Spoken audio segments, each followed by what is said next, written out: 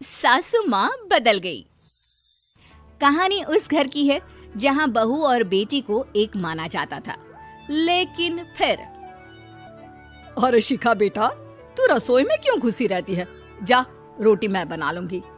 नहीं नहीं माँ जी, आप बैठिए, बस सारा खाना बन ही गया है। श्वेता को बोल देती हूँ, वो खाना लगा देगी सबका। सॉरी भाभी, मेरे पास वक्त नहीं है। माँ, मुझे पैसे देना, पार्लर जाना है। हाँ हाँ चली जाना, भाभी को भी ले जाना।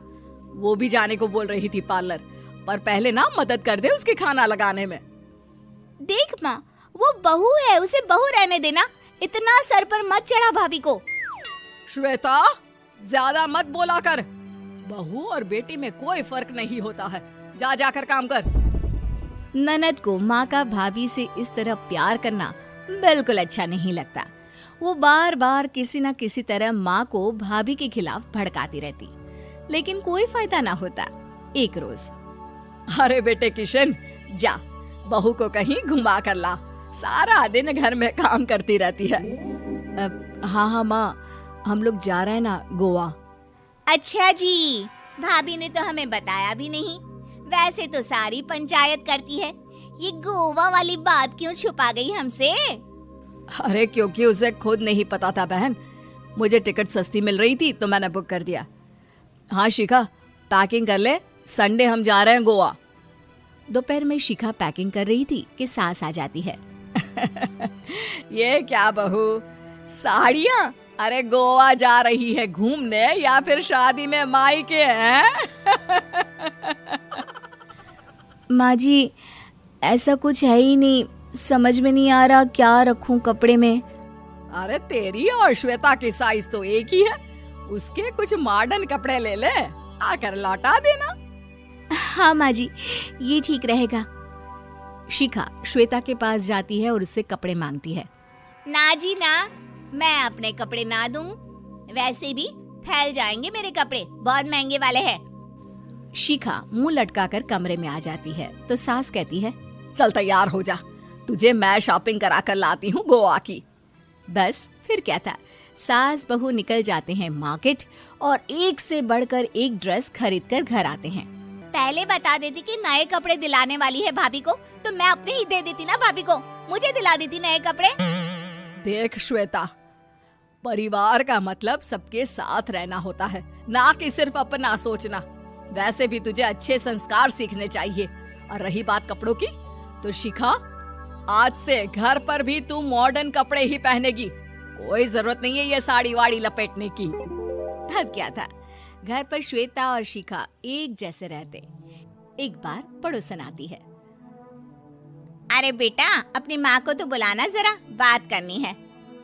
शिखा सास को बताती है और रसोई में चली जाती है। ये आपकी बेटी बहुत बड़ी हो गई है, इसके लिए एक रिश्ता है, कहो तो बता दूं। ये बेटी नहीं बहू है, घर में सब एक जैसा ही रहता है। वैसे मेरी बेटी भी बड़ी हो गई है, कोई रिश्ता हो तो जरूर बताना। पड़ोसन रिश्ता लेकर उन लोगों के घर आती है। तब श्वेता की होने वाली सास कहती है, तो ये घर है, कितने मंजिल का है? और ये बहू ने आपकी क्या पहन रखा है, जीन्स टॉप?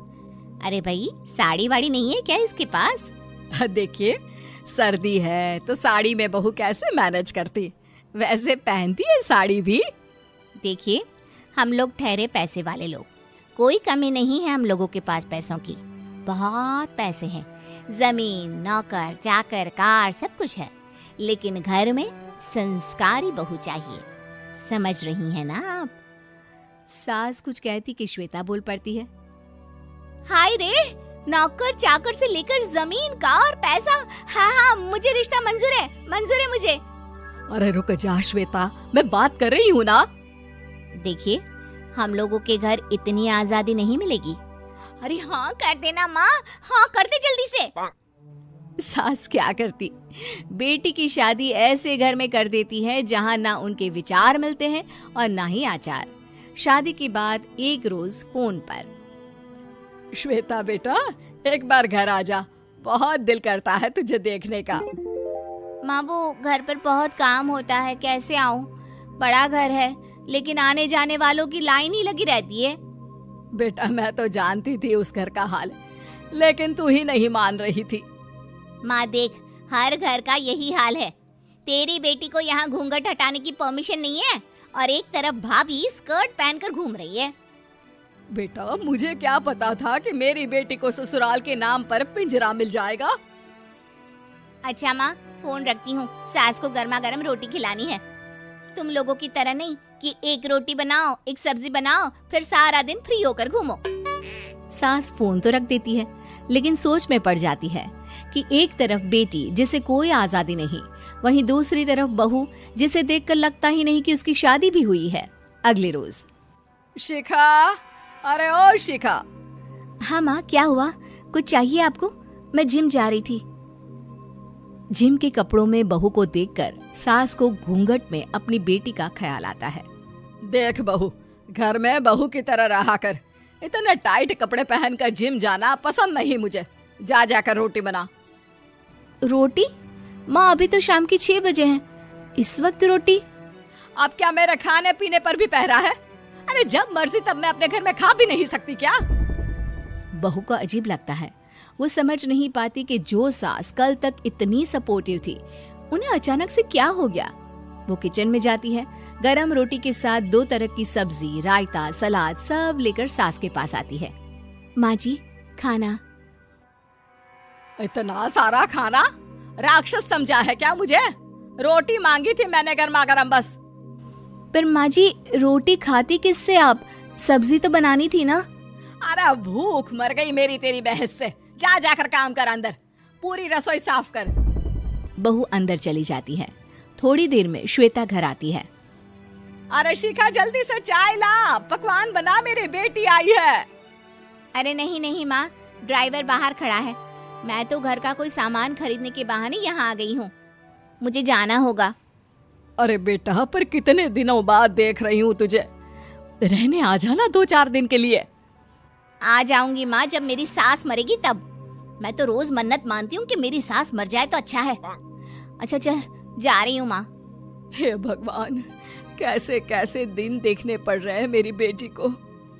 सास अंदर जाती है, जहाँ श्वेता की जिम वाली सहेली का फोन आया होता है। क्या बात है, आज जिम नहीं आई? अरे पता नहीं यार, आज माँ को क्या हो गया अचानक। पर खैर कोई नहीं, लगता नहीं कि मैं अब जिम आ पाऊंगी। शिखा स्पीकर पर बात कर रही थी, जिसे सास सुन रही थी। यार ये सास ना होती ही ऐसी है। मैं तो कहती हूँ बुढ़िया जल्दी मरे और तू आराम से जिए। शिखा को सहेली की बात पर गुस्सा आ जाता है। माँ के मरने की कौन सा बच्चा दुआ मांगता है मोहिनी? आगे से ऐसी बात मेरे सामने मत करना। हमारे घर की शोभा ही माँ है। क्या हुआ जो थोड़ी सख्ती दिखा रही है? उसमें भी कोई ना कोई उनकी भलाई ही होगी। मैं तो कहती हूँ भगवान मेरे जैसी सास सबको दे, जो सिर्फ माँ की तरह है। सास वाली तो कोई बात ही नहीं है उनमें। सास ये बात सुन रही थी। उनकी आंख में आंसू आ जाते हैं कि क्यों वो बेटी की किस्मत में बहू को भी भागीदार बना रही थी। शिखा, अरे ओ शिखा, क्या हो गया? जिम नहीं जाना क्या?